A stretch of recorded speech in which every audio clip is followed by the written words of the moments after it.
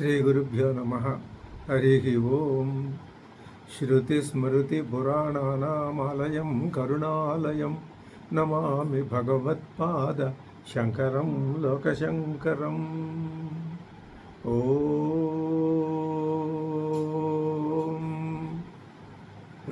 భద్రం కర్ణేభిः శృణుయామ దేవాः భద్రం పశ్యేమాక్షభిర్యజత్రాः స్థిరైరంగైస్తుష్టువాగుంసస్తనూభిः యశేమ దేవహితం యదాయుः.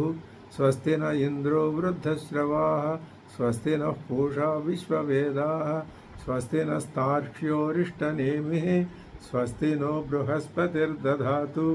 ఓం శాంతి శాంతి శాంతి.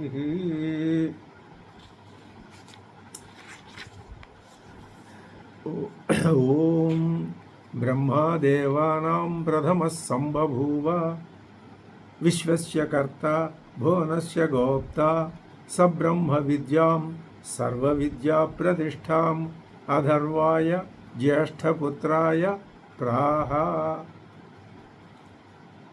ముండకోపనిషత్తు బ్రహ్మ విద్యను బోధించటానికి కావలసినటువంటి పూర్వరంగాన్ని ఈ మంత్రవర్ణం ద్వారా తెలియజేస్తున్నది. ఏమని? బ్రహ్మ దేవానాం ప్రథమః సంబభూవ. దేవానాం ప్రథమః, దేవతలలో మొదటివాడుగా బ్రహ్మదేవుడు సంబభూవ ప్రకటమయ్యను. బ్రహ్మ దేవానాం ప్రథమః సంబభూవ విశ్వస్య కర్త భువనస్య గోప్త. ఆ బ్రహ్మదేవుడు ఎటువంటి వాడు అంటే ఆయన విశ్వస్య కర్త, జగత్తుని సృష్టించినవాడు, జగత్తుకి కర్త ఆయనే. భువనస్య గోప్త, భువనములు లోకాలు, ముల్లోకాలని కూడా గోప్త రక్షించేది ఆయనే. ఈ విశ్వాన్ని సృష్టించింది ఆయనే, ముల్లోకాలని రక్షించేది కూడా ఆయనే. ఎవరైనా బ్రహ్మ. ఆయన ఏమిటి? ఆయన దేవతలలో మొదటివాడుగా వచ్చాడు, ప్రకటము అయినాడు. బ్రహ్మ దేవానాం ప్రథమః సంబభూవ విశ్వస్య కర్త భువనస్య గోప్త. సరే, ఆయన ఏం చేశాడు? సహ బ్రహ్మ విద్యాం సర్వవిద్యా ప్రతిష్టాం అథర్వాయ జ్యేష్ఠపుత్రాయ ప్రాహ. ఆ బ్రహ్మ విద్యని, ఎటువంటి బ్రహ్మ విద్యని? సర్వ విద్యా ప్రతిష్టాం, అన్ని విద్యలకి ప్రతిష్ఠ, ఆశ్రయం, ఆధారభూతం, నిలయం అయినటువంటి ఆ బ్రహ్మ విద్యని అథర్వాయ, అథర్వుని కొరకు. అథర్వుడెవరు? జ్యేష్ఠపుత్రాయ, ఆ బ్రహ్మదేవుని యొక్క పెద్ద కుమారుడు. ఆయనకు ప్రాహ చెప్పెను. ఈ మొదటి వర్ణం ఏం చెప్పింది మనకి అంటే, ఈ సృష్టిని అంతా చేసినటువంటి, ఈ భువనాల్ని రక్షిస్తూ ఉన్నటువంటి బ్రహ్మ, ఆయన ఆ బ్రహ్మ విద్యని తన జ్యేష్ఠపుత్రుడైన అథర్వునికి చెప్పాడు అని చెప్తున్నది. అంటే ఇక్కడ ఈ సందర్భంగా మనకి ఇంతకుముందు తర్వాత కూడా కొన్ని మాటలు హిరణ్య గర్భుడు, ఈశ్వరుడు, విరాట్ పురుషుడు అనే 3 మాటలు, బ్రహ్మ అనే మాటలు వినబడుతూ ఉంటాయి. ఇందులో ఈ హిరణ్య గర్భుడు అంటే ఎవరు ఒకసారి మనం తెలుసుకుంటే మనకి అందులో ఏ విధమైన అనుమానం ఉండదు. హిరణ్య గర్భుడు, విరాట్ పురుషుడు, ఈశ్వరుడు, ఈ 3. వీళ్ళలో కార్యోపాధిరయం జీవ కారణోపాధిరీశ్వర అని చెప్తోంది. అంటే కారణం అంటే అవ్యక్తం అని అర్థమట. ఆ అవ్యక్తం ఉపాధిగా కలిగిన చైతన్యమే ఈశ్వరుడు. అసలు మొత్తానికి అంతటికీ చైతన్యమే. చైతన్యం అంటే పరమాత్మ అని మనం చెప్పుకుంటున్న అర్థం. లేకపోతే చైతన్యం అంటే ఏమిటో తెలియకపోవచ్చు, కానీ పరమాత్మ అని రోజుకు 100-1000 సార్లు మనం అనుకుంటున్నాం. కాబట్టి ఆ పరమాత్మ అంటే ఎవరు అంటే చైతన్యమే. చైతన్యం అంటే జ్ఞానం, ప్రజ్ఞానం, తెలివి, ఎరుక, నేను నేను నేను నేను అనే స్పృహ. ఇదే చైతన్యం అంటే. ఆ చైతన్యం అది కారణం అంటే అవ్యక్తం. ఆ అవ్యక్తమే ఉపాధిగా కలిగిన చైతన్యం ఈశ్వరుడు అంటున్నారు. కార్యము అంటే బ్రహ్మాండం. కార్య ఉపాధి, కారణోపాధి. కారణోపాధి ఈశ్వరుడు, కార్యోపాధి జీవుడు. కార్యం అనే ఉపాధిలో పడి ఉన్నవాడు జీవుడు, కారణం అనే ఉపాధిలో ఉన్నవాడు ఈశ్వరుడు. కారణం నుంచి కార్యం పుడుతుంది, ఈశ్వరుడి నుంచి జీవుడు వచ్చాడు అని అర్థం చెప్పుకుంటే, కార్యమైన బ్రహ్మాండం ఉపాధిగా గలవాడు హిరణ్యగర్భుడు. కార్యం, ఈ మొత్తం జగత్తంతా కార్యం, ఇదంతా ఉపాధిగా గలవాడు హిరణ్యగర్భుడు. తర్వాత ఇదే కార్యం అంటే ఈ ప్రపంచం, ఇది కార్యము అంటే బ్రహ్మాండము తీసుకుంటే హిరణ్యగర్భుడు, కార్యం అంటే ఈ ప్రపంచం అనే అర్థం తీసుకుంటే అతడు విరాట్ పురుషుడు అని అర్థం వస్తుంది. అంటే ఏంటన్నమాట, ఇప్పుడు అవ్యక్తంగా మనకి చెప్పబడేటటువంటి చైతన్యం పరమాత్మ. ఆ పరమాత్మ ఎటువంటిది? సచ్చిదానంద స్వరూపం, శుద్ధం, బుద్ధం, నిత్యం, అక్షరం, పరమం. అది సచ్చిదానంద స్వరూపం యొక్క లక్షణం. పైగా అద్వితీయం. ఈ హిరణ్యగర్భుడు విరాట్ పురుషులు ఇద్దరిలో హిరణ్యగర్భుడు ప్రథముడు. ఎందుకని హిరణ్యగర్భుడు? ముందు బ్రహ్మాండం, తర్వాత ఈ ప్రపంచం. బ్రహ్మాండం ఉపాధిగా గలవాడు హిరణ్యగర్భుడు, ప్రపంచం ఉపాధిగా గలవాడు విరాట్ పురుషుడు. కాబట్టి ఇద్దరిలో విరాట్ పురుషుడు హిరణ్యగర్భులలో ఆ పరమాత్మే కారణ రూపంగా ఈశ్వరుడు, బ్రహ్మాండం ఉపాధిగా ఉన్నటువంటి హిరణ్యగర్భుడు, ఈ ప్రపంచం, ఈ జగత్తు, ఈ భూమండలం, ఇది అంతా విరాట్ స్వరూపంగా ఉన్నటువంటి విరాట్ పురుషుడు. అంతా అదే. అక్కడ ఉన్నదంతా అదే. అక్కడ పేరు అది. బ్రహ్మాండంతో కలిపి చెప్తే పేరు హిరణ్యగర్భుడు, ప్రపంచంతో కలిపి చెప్తే పేరు విరాట్ పురుషుడు, కారణంతో కలిపి చెప్తే పేరు ఈశ్వరుడు. కాబట్టి హిరణ్యగర్భుడు, విరాట్ పురుషుడు, ఈశ్వరుడు, ఈ మూడు వేరు వేరు తత్వాలు అనుకుంటే వేరు వేరు సందర్భాలు. కాదు అనుకుంటే ఒకే చైతన్యం, పరమాత్మ చైతన్యం మూడుగా ప్రకటమైంది. ఇంకా చెప్పాలి అంటే ఆ చైతన్యమే సృష్టి రూపంగా ఉన్నది, ఆ చైతన్యమే స్థితి రూపంలో ఉన్నది, ఆ చైతన్యమే లయం రూపంలో ఉన్నది, ఆ చైతన్యమే సృష్టి రూపంలో ఉన్నప్పుడు బ్రహ్మ, స్థితి రూపంలో ఉన్నప్పుడు విష్ణువు, లయ రూపంలో ఉన్నప్పుడు రుద్రుడు. ఒకే చైతన్యం, మూడు సందర్భాల్లో మూడు పేర్లు. ప్రపంచమంతా నామరూపాలకి బాగా అలవాటు పడిపోయింది కాబట్టి ఒక్కొక్క సందర్భంలో ఒక పేరు, ఒక వ్యక్తి వాడి పేరు, ఒకడికి ఒక పేరు, అలాగా. ఇప్పుడు ఈ హిరణ్యగర్భ విరాట్ పురుషులు ఇద్దరిలో హిరణ్యగర్భుడు ప్రథముడు, ఆ పిమ్మట విరాట్ పురుషుడు అవతరించాడు అని చెప్పుకున్నాం. ఇంకా వీళ్ళని గురించి మనకి అనుమానం ఉండదు. బ్రహ్మ దేవానాం ప్రథమ సంబభూవ అంటే హిరణ్యగర్భుడు. ఆయన విశ్వస్యకర్త. ఈ మొత్తం ఈ బ్రహ్మాండానికి అంతటికీ ఆయనే కర్త. పైగా భువనస్య, ఈ భువనస్య అంటే ఈ ముల్లోకాల్ని గోప్త, రక్షించేవాడు. ఆయన ఏం చేశాడు? ఇంతవరకు బాగానే ఉంది. హిరణ్యగర్భుడు మరి విరాట్ పురుషుడు నీ గురించి చెప్పారు. అయితే ఎందుకు ఈ విషయం చెప్తున్నారు అంటే, ఉపనిషత్తు ఎందుకు వచ్చింది? బ్రహ్మ విద్యను చెప్పడానికి వచ్చింది. ఎవరు చెప్తున్నారు? మొట్టమొదటగా బ్రహ్మ విద్యను ఎవరు చెప్పారు అంటే ఆ హిరణ్యగర్భుడే చెప్పాడు. హిరణ్యగర్భుడు ఎవరు? పరమాత్మే. అంటే పరమాత్మే హిరణ్యగర్భ రూపంలో ఉండి బ్రహ్మ విద్యను చెప్పాడు. అదేమిటి? పరమాత్మకి ఈ ఈ బ్రహ్మ విద్యను చెప్పాల్సిన అవసరం ఏమొచ్చింది అని మనకి ప్రశ్న వస్తుంది. అవసరం ఏమొచ్చింది అంటే చాలా తేలిగ్గా తెలిసిపోయే విషయమే. కొంచెం మనం ఊహిస్తే ఏమని ఊహించాలి అంటే, ఆయన పరమాత్మ మనం వేళాకోళంగా అనుకుంటే పరమాత్మ ఏం చేశాడు?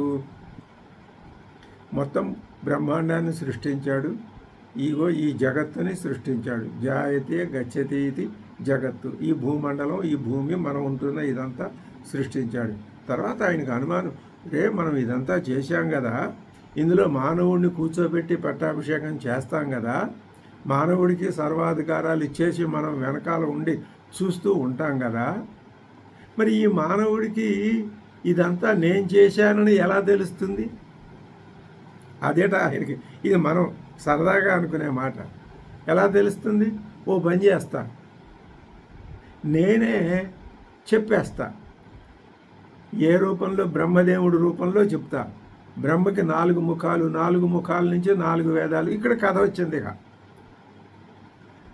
నేను ఎవరినో, ఈ సృష్టి ఎందుకు చేశానో ఏమిటో ఆ వివరాలన్నీ బ్రహ్మ విద్య అనే పేరుతో నేను ఈ లోకం అందరికీ చెప్తాను. ఒకసారి చెప్తే చాలు, అది శాశ్వతంగా ఉండిపోతుంది. ఆ స్థాయికి వచ్చి తెలుసుకోగలిగిన వాడు ఎవడైతే ఉంటాడో వాడు తెలుసుకుంటాడు. వాడు తెలుసుకుని మిగతా వాళ్ళకి చెప్తూ ఉంటాడు. కాబట్టి ఏం పర్వాలేదు అని ఆయన చేశాడు అని. ఇప్పుడు రంగస్థలం ఎక్కడికి వచ్చింది? బ్రహ్మ విద్యను చెప్పాలి అంటే సృష్టి రహస్యాన్ని చెప్పాలి. సృష్టి రహస్యం మనకెందుకండి? బ్రహ్మ విద్య చెబితే మనం అలా అనకూడదు. సృష్టి రహస్యం తెలిస్తే బ్రహ్మ విద్య తెలిసినట్లే. బ్రహ్మ విద్య తెలిస్తే బ్రహ్మవిత్ బ్రహ్మైవ భవతి. ఇంకా అప్పుడు నీకు మళ్ళీ ఈ జగత్తులోకి రావాల్సిన పని ఉండదు. ఇదంతా ఎంత అద్భుతమైన ఎంత ఆహ్లాదకరమైన, ఎంత అనిర్వచనీయమైన, ఎంత లోతైన ప్రణాళికో దీన్ని బట్టి మనకి అర్థం.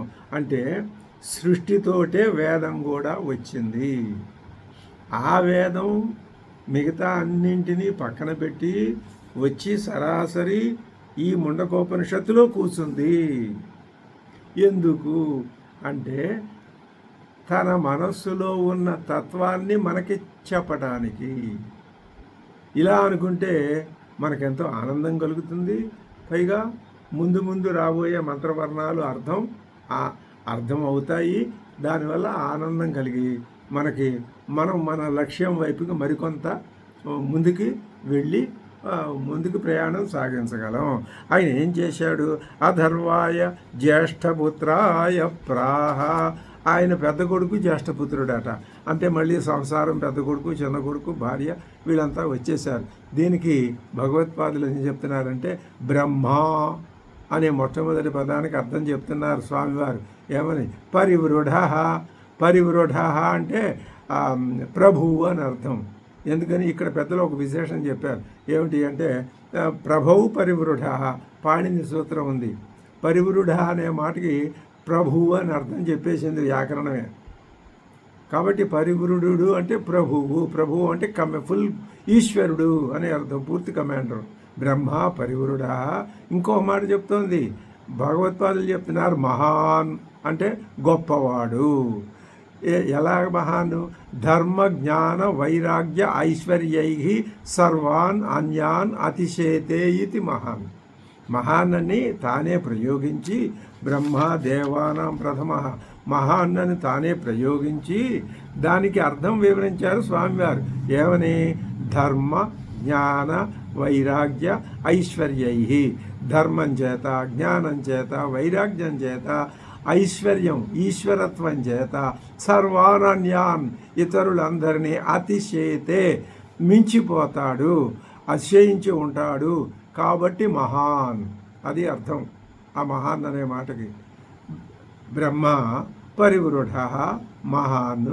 అటువంటి బ్రహ్మ సరేనండి, బాగానే ఉంది. ఏమిటి తర్వాత అంటే దేవానాం ప్రథమ సంబభూవ, అది తర్వాత వాక్యం. బ్రహ్మ అంటే చెప్పారు, ఇప్పుడు దేవానాం అంటే అర్థం చెప్తున్నారు. దేవానాం జ్యోతనవతాం ఇంద్రాదీనాం. జ్యోతనవతాం అంటే ప్రకాశించేటటువంటి వారైనటువంటి ఇంద్రాదులలో ప్రథమ మొదటివాడుగా ఎలాగండి గుణై ప్రధాన సన్ అంటే గుణముల చేత ప్రధానుడయ్యి ప్రథమ అగ్రేవ, గుణాల చేత ప్రధానుడు. తర్వాత ఎక్కడో పుట్టినా అన్ని గుణాలు ఉంటే ఆ గుణాలను బట్టి ప్రథముడు. అలా కాదండి, మాకు గుణాలను బట్టి కాదు అంటే మొట్టమొదటి పుట్టాడు కాబట్టి ప్రథమ, ఫస్ట్ పుట్టాడు కాబట్టి ప్రథమ అగ్రేవ. సంబభూవ అభివ్యక్త బ్రహ్మ దేవానాం ప్రథమ అభివ్యక్త సంబభూవ సమ్యకు స్వాతంత్ర్యేణ ఇత్యభిప్రాయ. అది సమ్యకు బభూవ సంబభూవ అంటే సమ్యక్ ఏమిటండి అంటే స్వాతంత్ర్యేణ. ఆయనకి తల్లిదండ్రి అనేది శుక్ల శోణిత సంయోగం లాంటివి ఏం లేవు. ఆయనంతటా ఆయన పుట్టేశాడు అంతే. ఎవరు పుట్టారో ఆ పరమాత్మ ఇలా కనపడుతున్నాడు నీకు. ఇంకొక విషయం గుర్తుపెట్టుకోవాలి, లేకపోతే మనం దారి తప్పి పడిపోయి ఇదే నిజం అనే భ్రాంతిలో పడిపోతాం. ఏమిటది? ఇలా చెప్తున్నదని మాటే కానీ శుద్ధము బుద్ధము ముక్తము అక్షరము కూటస్థము నిత్యము అచలము అయిన పరమాత్మ తత్వం శుద్ధ జ్ఞానం ఎప్పుడూ ఒక్కటే అలాగే ఉంది. అదేమిటండి, అది మీరు అలా చెప్పటం అది కాదు. అలా ఉంటే మరి ఇవన్నీ ఏమిటి కనిపించేవన్నీ? అది చెప్పడానికే వచ్చింది ఈ మొత్తం బ్రహ్మ విద్య అంటే అదే. ఇది నిజమో అబద్ధమో తెలుసుకోవటం బ్రహ్మ విద్య. పరమాత్మ ఎప్పుడూ అలాగే ఉన్నాడు. మరి ఇది ఆభాస, లేదు, లేకపోయినా ఉన్నట్టు కనిపిస్తున్నది. అది నిరూపించాయి దశోపనిషత్తులు. స్వామివారు భాష్యం రాసింది అందుకే. లేకపోతే అద్వైతం ఏ అడవిలో కలిసిపోయేదో తెలియదు. సరే, ఆయన ఏం చేశాడు? సంబభూవ వచ్చాడండి, బాగానే ఉంది. అక్కడ తల్లిదండ్రులు లేరు, ఏం లేదు. శుక్ల శోణిత సంయోగం లేదని చెప్తున్నారు పెద్దలు. అలాగా ఆయన అంటే ఒక ఆకారమా? ఆకారం లాంటి ఆకారం. సరే, బాగానే ఉంది. నా తథా యథా ధర్మ అధర్మవశాత్ సంసారిణ అన్యే జాయంతే. అలాగట ధర్మాధర్మవశాత్తు నువ్వు చేసుకున్న పుణ్యం అపుణ్యం పాపం వీటి వల్ల మానవుడు జన్మిస్తూ ఉంటాడే, ఆయన కూడా అలా పుట్టాడా అండి? అబ్బే అలా కాదు, ఆయన అలా ఏం పుట్టలేదు. ఆయన మరి ఎందుకని అంటే ఆయన స్వాతంత్ర్యేణ తను కావాలనుకున్నాడు, వచ్చాడు. సైక్షత ఈమె ఏది బహుశ్యాం ప్రజ ఏ చేతి, నేనే అన్నీ కావాలనుకున్నాడు, ఆయన అయ్యాడు. అది అంతా ఆభాస. సరే, ఆ మాట చెప్పుకోకపోతే మనం రాంగ్ రూట్లో పడిపోతాం. జాయంతే యోసావతీంద్రియోగ్రాహ్య అని మనుస్మృతిలో ఒక ఉదాహరణ ఇచ్చారు. యోసావతీంద్రియ, ఆ పరమాత్మ అతీంద్రియ, ఇంద్రియముల చేత గ్రహింపగలిగిన వాడు కాదు. నువ్వు ఇంద్రియాలతో గ్రహించలేవు. అతీంద్రియ, నీ ఇంద్రియ శక్తులు ఆయన దగ్గర పనికిరావు. తర్వాత అగ్రాహ్య, అతీంద్రియ అగ్రాహ్య. అగ్రాహ్య అంటే అర్థం కర్మేంద్రియాలకు నువ్వు చేతో పట్టుకోలేవు. జ్ఞానేంద్రియాలకి దొరకడు, కర్మేంద్రియాలతో పట్టుకోలేవు. అది పరమాత్మతత్వం. అలా ఆయన స్వాతంత్ర్యాన్ని వహించి పుట్టాడు. అంటే ఇక్కడ బ్రహ్మదేవుని యొక్క స్వయంభూత్వాన్ని ఉపనిషత్తు నిరూపించింది. స్వయంభూ అంటే అదే అర్థం. ఇంకా ఏ సందర్భంలోనూ ఎక్కడా కూడా నేను ఆ విషయం వివరించి చెప్పనక్కర్లేదు. ఎక్కడా కూడా స్వయంభూ అనే మాట ప్రయోగించాల్సిన అవసరం లేదు. ఒక్క ఆయనే స్వయంభూ తత్వం. అంటే అర్థం ఏమిటి? హిరణ్య గర్భతత్వం ప్రారంభమైంది, అదే క్రమక్రమంగా వికసించి ఇదిగో నా వరకు వచ్చింది. సూక్ష్మాతిసు అణోరణీయాన్ మహతో. ఇందాక మహాన్ అని చెప్పారు భగవత్పాదులు, అణువు నుంచి మహత్తు దాకా అంతా ఆయనే అని చెప్పారు కదా. కాబట్టి ఆ తత్వం అలా వ్యాపిస్తున్నది అని. సరే, అది ఆ తత్వ వ్యాప్తి అనేది ఇక్కడ మన ఉద్దేశం కాదు. ఇప్పుడు ఆయన ఏం చేశాడు, ఆ బ్రహ్మని గురించి ఇంకొక విశేషణం చెప్పాలి. ఈ మాటలు ఏమని చెప్పాలి? ఆయన దేవానాం ప్రథమ సంబభూవ, దేవతలలో అంటే ఇంద్రాది దేవతలలో మొట్టమొదటి వాడిగా, తర్వాత ఇంద్రుడు, వరుణుడు, దిక్పాలకులు, ఈ భూతాలు ఇవన్నీ పుట్టుకొచ్చినాయి. ఇవన్నీ ఆయన వల్లే పుట్టినాయి. కాబట్టి ఆయన ప్రథమ సంబభూవ వచ్చాడు. బాగానే ఉంది. ఆయన ఎవరండి? ఆయన కెపాసిటీ, ఆయన శక్తియుక్తులు ఏమిటండి అంటారా? విశ్వస్య కర్త భువనస్య గోప్త. అర్థం చెప్తున్నారు స్వామివారు. విశ్వస్య సర్వ జగత కర్త ఉత్పాదయిత.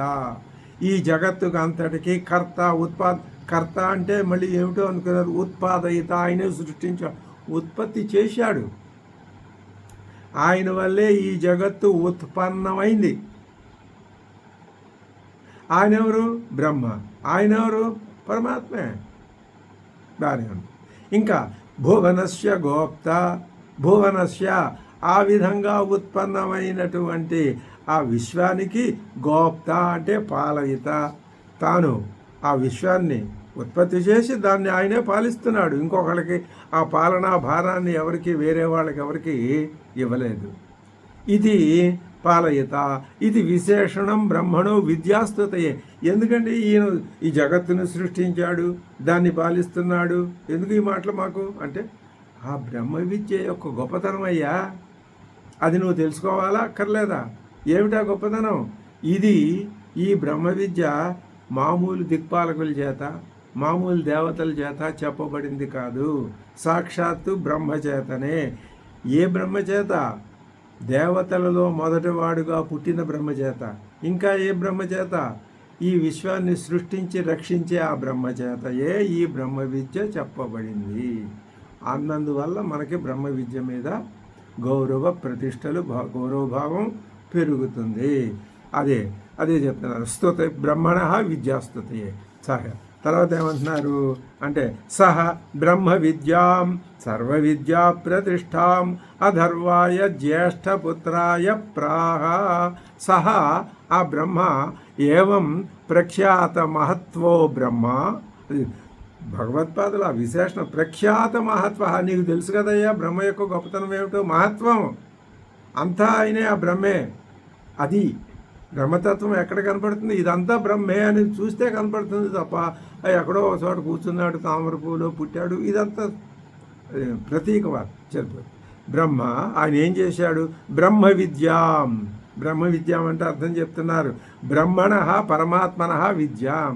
ఇక్కడ వచ్చింది పరమాత్మ అనే మాట. బ్రహ్మ విద్య అంటే పరమాత్మ యొక్క విద్య. విద్య అంటే ఆయన యొక్క విద్య, స్కిల్ అనుకో, నైపుణ్యం. ఏమిటా నైపుణ్యం?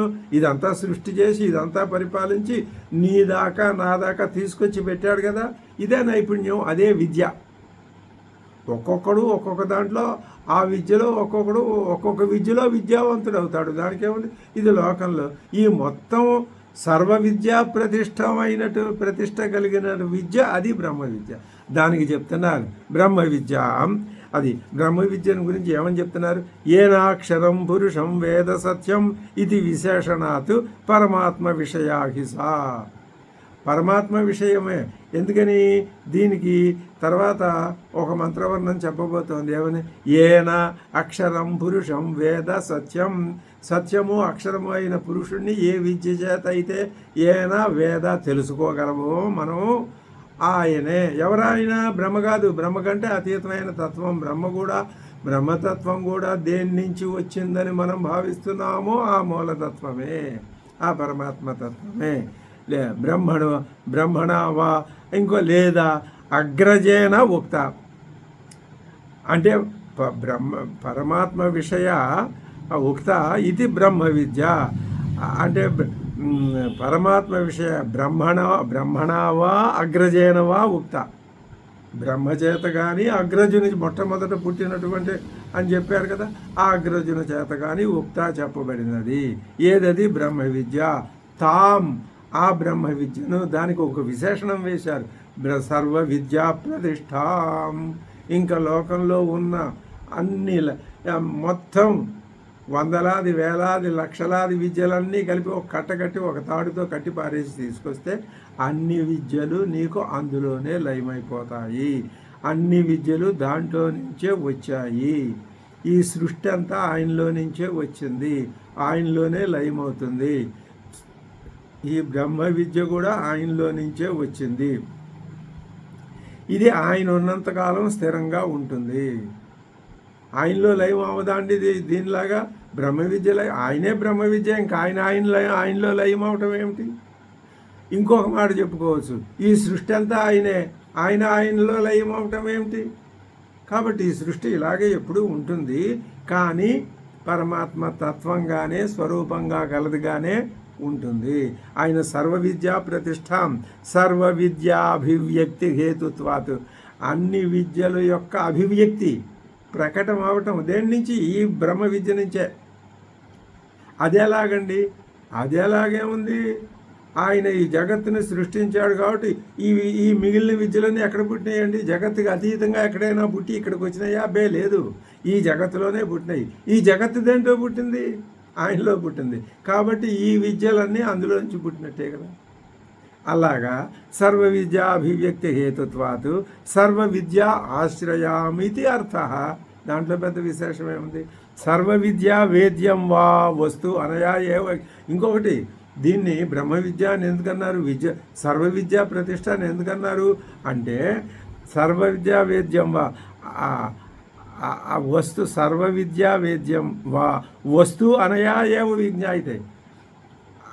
అన్ని విద్యల చేత అన్ని విద్యలు ఏ ఏ దేనిని చెప్పడానికి వచ్చినాయో ఆ వస్తువు ఈ తత్వం చేత తెలియబడుతుంది. అంటే పరమాత్మ తెలియబడుతుంది ఈ విద్య వలననే. కాబట్టి సకల విద్యల చేత తెలియబడదగినటువంటి వస్తువు అనయా ఏవ విజ్ఞాయతే, దీని చేతనే తెలియబడుతున్నది. అది దీన్నే చాందోగ్యోపనిషత్తు చెప్పింది. ఏమని? ఏనాశ్రుతం శృతం భవతి అమతం మతం అవిజ్ఞాతం విజ్ఞాతం. ఏ పరమాత్మ విద్య చేత ఏ బ్రహ్మ విద్య కనుక నీకు తెలిస్తే అశ్రుతం శృతం భవతి, నువ్వు ఇంతకుముందు విననిది కూడా నీకు విన్నట్లే అవుతుంది. అలాగే నీకు ఇంతకుముందు ఆ మతం ఆలోచనలోకి రానిది కూడా మతం నీ ఆలోచనలోకి వస్తుంది. అంతకుముందు అవిజ్ఞాతం నీకు తెలియకుండా ఉన్నది కూడా విజ్ఞాతం అవుతుంది. ఒక్క బ్రహ్మ విద్య తెలిస్తే అన్నీ తెలుస్తాయి. తెలియనివన్నీ నీకు అంతకుముందు నీ ఆలోచనలోనికి రానివి నీ ఆలోచనలోనికి వస్తాయి. నీ నీ నీ యొక్క విజ్ఞానంలోనికి రానివి నీ విజ్ఞానంలోకి వస్తాయి. నువ్వు వినే పరిధిలోనికి రానివి నీవు వినే పరిధిలోకి వస్తాయి. ఏన అశ్రుతం శృతం భవతి అమతం మతం అవిజ్ఞాతం విజ్ఞాతం భవతి ఇది శృతేగే. కాబట్టి బ్రహ్మ విద్య అంటే సర్వ విద్యా ప్రతిష్ట. అన్ని విద్యలు అందులో నుంచే పుట్టినాయి. అన్ని విద్యలకి మూలమైనటువంటి పరమాత్మని చెప్పే విద్య కూడా అదే. కాబట్టి సర్వ విద్యా ప్రతిష్టామితి చ స్తౌతి విద్యాం. దాన్ని ఏం చేశాడండి ఆయన? ఇప్పుడు మంత్రం ఏం చెప్తున్నది? ఓం బ్రహ్మదేవానాం ప్రథమ సంబభూవ విశ్వస్య కర్త భువనస్య గోప్త స బ్రహ్మ విద్యాం సర్వ విద్యా ప్రతిష్టాం అధర్వాయ జ్యేష్ఠపుత్రాయ ప్రాహ. ఆయన ఆ బ్రహ్మ విద్యని జ్యేష్ఠపుత్రాయ తన పెద్ద కొడుకైన అధర్వాయ అధర్వుని కొరకు ప్రాహ చెప్పెను. దానికి చెప్తున్నారు స్వామివారు, జ్యేష్ఠశ్చాసౌ పుత్ర జ్యేష్ఠపుత్ర అనేకేషు బ్రహ్మణ సృష్టి ప్రకారేషు అన్యతమస్య సృష్టి ప్రకారస్య ప్రముఖే పూర్వం. అంటే పెద్ద కొడుకు బ్రహ్మదేవుని అనేకములైన సృష్టి ప్రక్రియలలో ఒకానొక సృష్టి ప్రక్రియ ఆరంభంలో మొట్టమొదట అధర్వణుడు సృష్టించబడెను. కాబట్టి జ్యేష్ఠపుత్రుడు. ఎప్పుడండి ఈయన జ్యేష్ఠపుత్రుడు? బ్రహ్మగారికి చాలా సృష్టిలు జరిగినాయి కదా. అది దీనికే పెద్దలు ఏం చెప్తారు, బాబు, ఈ సృష్టి అనేది కాలం అనేది ఇలా సరళ రేఖలాగా ఉండదు, వర్తులంలాగా ఉంటుంది. అలా జరుగుతూ ఉంటుంది. వచ్చినవి మళ్ళీ వస్తుంటాయి, వచ్చినవి మళ్ళీ వస్తుంటాయి. ఋతువులు సంవత్సరాలు అయినాలు ఇది కాలం అని అట్లా చెప్తారు. సరే, ఆయన పూర్వం సృష్టి ప్రకారస్య అధర్వా సృష్ట ఇది జ్యేష్ఠ, అందుకని ఆయన్ని జ్యేష్ఠుడు అన్నారు. తస్మై జ్యేష్ఠపుత్రాయ ప్రాహ చెప్పాడు. ఇది మొట్టమొదటగా బ్రహ్మ విద్య లోకంలోకి వచ్చిన విధానం. ఓం బ్రహ్మాదేవానాం ప్రథమ సంబభూవ విశ్వస్య కర్త భువనస్య గోప్త స బ్రహ్మ విద్యాం సర్వ విద్యా ప్రతిష్టాం అధర్వాయ జ్యేష్ఠపుత్రాయ ప్రాహ. ఏం చెప్తున్నాడు అంటే అధర్వణేయాం ప్రవదేత బ్రహ్మ అధర్వాతాం పురోవాచ అంగిరే బ్రహ్మ విద్యాం స భారద్వాజాయ సత్యవహాయ ప్రాహ భారద్వాజో అంగిరసే పరావరాం.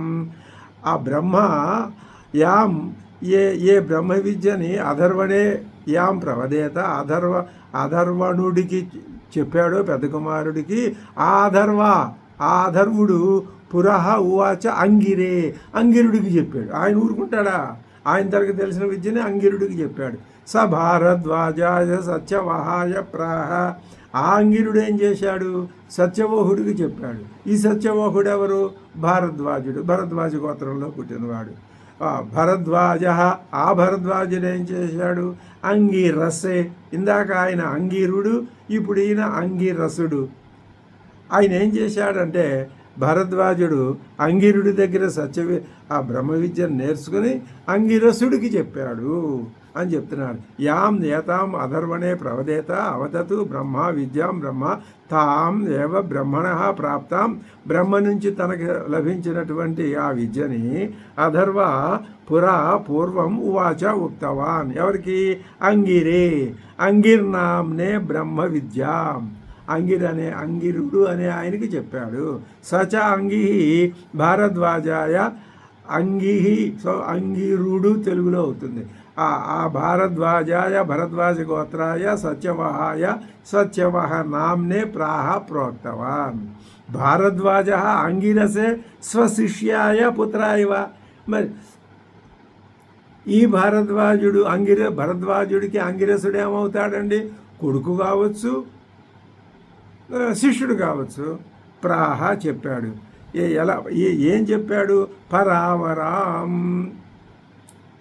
ఇందాకేమో బ్రహ్మ విద్యం అన్నారు, ఇప్పుడు దాన్ని ఏమంటున్నారు? పరావరాం అన్నారు. పరావరం అంటే అర్థం ఏమిటండి అంటే పర అవర అవర అవర అవర పర అవర పర అవర పర అవర అంటే పరుడు నుంచి పరుడు అంటే గురువు అనుకుందాం. గురువు నుంచి శిష్యుడికి, మళ్ళీ శిష్యుడు గురువు నుంచి శిష్యుడికి, అట్లా పర అవర ఈ విద్యాక్రమంలో గురు శిష్య క్రమంలో పరస్మాత్ అవరేణ ప్రాప్త ఇది పరావరా అని అర్థం చెప్పారు స్వామివారు. లేదా పరాపర సర్వ విద్యా విషయ వ్యాప్తేర్వా. అలా కాదండి అంటారా? ఈ బ్రహ్మ విద్యలో అపరా విద్యను గురించి ఉంది, పరా విద్యను గురించి ఉంది. పరవిద్య అపర విద్య రెండు ఉన్నాయి దీంట్లో. సగుణ బ్రహ్మోపాసన, నిర్గుణ బ్రహ్మోపాసన అన్నీ ఉన్నాయి. సగుణతత్వం ఉంది, నిర్గుణతత్వం ఉంది. అన్నీ ఇందులో చెప్పబడ్డాయి. కర్మలు ఉపాసనలు ఉన్నాయి, శుద్ధ జ్ఞానతత్వము ఉన్నది. దేన్ని ఎలా పొందాలో ఈ బ్రహ్మ విద్యలో ఉన్నది. ఆ విధంగా చూసినా ఇది పరావరా విద్య. దాన్ని ఏం చేశాడు ఆయన? అంగిరసే ప్రాహ. అంగిరసుడికి చెప్పాడు. అధర్వణేయాం ప్రవదేత బ్రహ్మ అధర్వాతాం పురోవాచ అంగిరే బ్రహ్మ విద్యాం స భారద్వాజాయ సత్యవహాయ ప్రాహ భారద్వాజోంగిరసే పరావరాం. శౌనకోహ వై మహాశాలో అంగిరసం విధివదుపసన్నః పప్రచ్ఛ కస్మిన్ భగవో విజ్ఞాతే సర్వమిదం విజ్ఞాతం భవతి ఇతి అని. ఇప్పుడు ఆ శౌనకుడు అనే ఆయన అంగిరసుడి దగ్గరికి వచ్చి అడిగాడు. ఆయన ఏం అడిగాడు ఏమిటనే విషయాన్ని మనం తర్వాత తెలుసుకుందాము. ఓం భద్రం కర్ణేభిः శృణుయామ దేవాః భద్రం పశ్యేమ అక్షభిర్యజత్రాః స్థిరైరంగైస్తుష్టవాగుంసస్తనూभिः यशेम देवहितं यदायुः स्वस्ति न इन्द्रो वृद्धश्रवाः स्वस्ति नः पूषा विश्ववेदाः स्वस्ति नस्तार्क्ष्योरिष्टनेमिः स्वस्ति नो बृहस्पतिर्दधातु ओम शांति शांति शांति।